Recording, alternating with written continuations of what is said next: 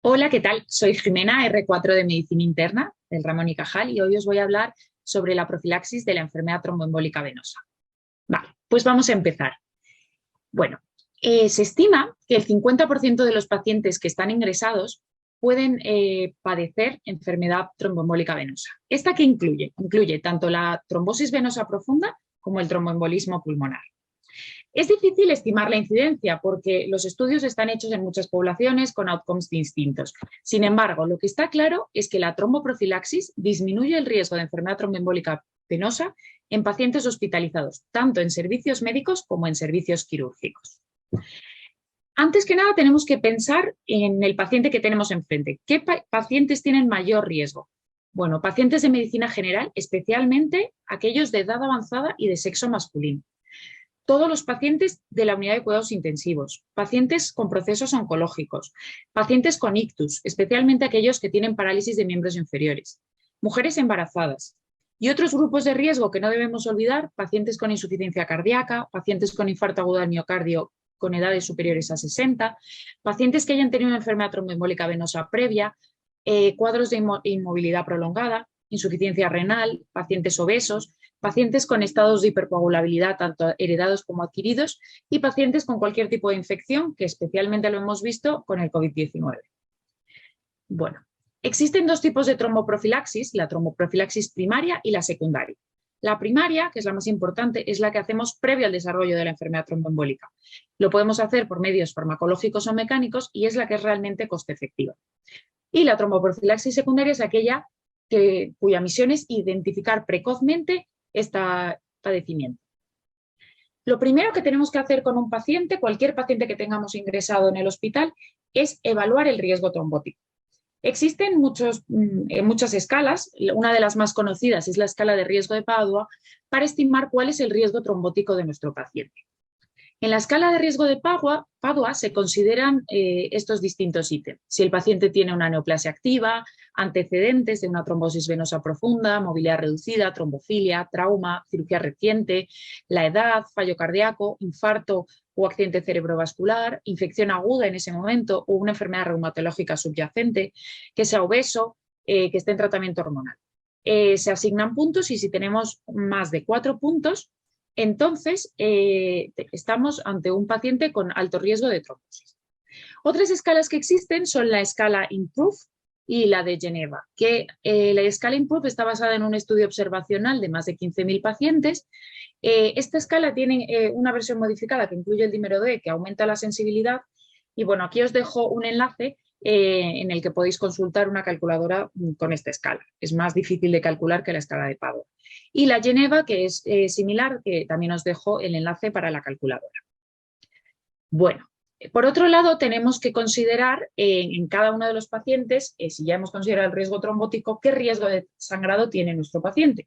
Como contraindicaciones absolutas para hacer tromboprofilaxis tenemos que el paciente esté con una hemorragia activa, que el paciente tenga una hemorragia intracraneal, que tenga una coagulopatía moderada o grave, que tenga una trombocitopenia, que consideramos trombocitopenia un recuento de plaquetas inferior a 50.000 o bien inferior a 100.000 cuando tenemos algún otro factor de riesgo, y también cuando tenemos un paciente que va a ser sometido a una intervención quirúrgica.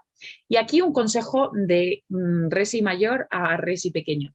Cuando estamos ante un paciente en el que es candidato a ser operado, por ejemplo, estamos en la planta con un paciente con un abdomen agudo, en el que estamos investigando y hemos llamado a los cirujanos para ver si es candidato a una cirugía. En ese momento hay que recordar suspender la tromboprofilaxis. Muchos pacientes la suelen tener ya prescrita y si no la quitamos vamos a retrasar la cirugía. Así que bueno, fijaros en estas situaciones. Existen algunos factores de riesgo que han mostrado mayor riesgo de sangrado. Por ejemplo, úlcera gastroduodenal activa, pacientes que hayan tenido hemorragia en los 3 meses anteriores o recuentos de plaquetas por debajo de 50.000. En estos pacientes hay que tener especial precaución al iniciar una tromboprofilaxis. En todo caso, siempre debemos de individualizar y valorar el riesgo-beneficio de aplicar este tratamiento. Por tanto, una vez que hemos evaluado el riesgo de sangrado y el riesgo trombótico en los pacientes, y que los hemos clasificado en bajo riesgo, moderado o alto, ¿qué hacemos? En pacientes de bajo riesgo no está indicada la tromboprofilaxis farmacológica. Lo que sí está indicado es que hagamos deambulación precoz de estos pacientes, favorezcamos que se movilicen durante el ingreso y en algunos casos podemos considerar métodos mecánicos. Cuando estamos ante un riesgo moderado, al menos un factor de riesgo ya está indicada la tromboprofilaxis farmacológica y en alto riesgo sin duda está indicada. La primera elección es la heparina de bajo peso molecular. En pacientes con tasas de filtrado glomerular por encima de 30 y pesos no extremos, es decir, que pesen menos de 40 kilos o más de 100 kilos, de primera elección la enoxaparina 40 cada 24 horas, el famoso Clexane. Otras opciones que también están disponibles en el mercado, la bemiparina, que es el Ibor, la dalteparina, la tinzaparina, que ahí os dejo las dosis. Recordad siempre que las heparinas de bajo peso molecular necesitan ajuste de dosis cuando la tasa de filtrado glomerular está por debajo de 30 o bien en pesos extremos. Otras opciones terapéuticas, tenemos la heparina no fraccionada, es eficaz, lo que pasa es que la dosis no está tan clara, está entre 5.000 unidades cada 8-12 horas. Es una alternativa económica que no precisa ajuste de dosis en insuficiencia renal, tiene prácticamente las mismas contraindicaciones que la heparina no fraccionada, pero habitualmente no se utiliza. El fondaparinux, que es una opción, 2,5 miligramos cada 24 horas. Los antivitamina K, que en este caso para tromboprofilaxis no tienen recomendación, salvo que tengamos un paciente que esté en tratamiento con antivitamina K por otra razón. Por ejemplo, un paciente que tiene fibrilación auricular y que no le hemos retirado el antivitamina K durante el ingreso, ya no necesitaríamos hacer tromboprofilaxis porque el paciente ya está previamente anticoagulado. Luego tenemos los anticoagulantes orales de acción directa, que en España no están aprobados para prevención de enfermedad tromboembólica venosa en lo que es el paciente médico no quirúrgico. Únicamente en España están indicados en pacientes que están sometidos a cirugía de prótesis de cadera o de rodilla. Sin embargo, es probable que en los próximos años, porque esta cuestión, más que de evidencia científica, es tema económico, veamos cómo se acepta la aplicación de los anticoagulantes de acción directa como medida útil en la tromboprofilaxis. Hay estudios con rivaroxaban y con apixaban, pero probablemente por los próximos años veamos cómo se incorpora a la práctica clínica habitual. Y en cuanto a los métodos mecánicos, que esto es útil para aquellos pacientes, uno, de bajo riesgo o bien pacientes que tenemos alto riesgo y que tienen alguna contraindicación para la tromboprofilaxis. Esto incluye las medias de compresión gradual y la compresión neumática intermitente.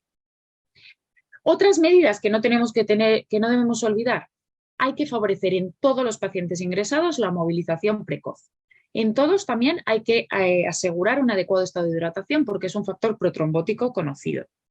Y hay que evitar todos los procedimientos que supongan una limitación para la movilidad. Por ejemplo, el sondaje vesical, la sueroterapia cuando no es necesaria, medidas de contención física. Esto, además de que hay que indicarlo de manera individualizada, también hay que hacer revisiones periódicas de si esto sigue teniendo indicación. Esto a lo largo del ingreso, siempre reevaluar. Bueno, finalmente os dejo, por si queréis ampliar un poco más, este artículo de revisión de la Revista Clínica Española sobre la profilaxis de enfermedad tromboembólica en pacientes con enfermedad médica, que resume un poco todo lo que hemos hablado aquí en este pequeño algoritmo. Bueno, pues hasta aquí mi ponencia, espero que os haya servido y que podáis aplicarlo en vuestra práctica clínica diaria.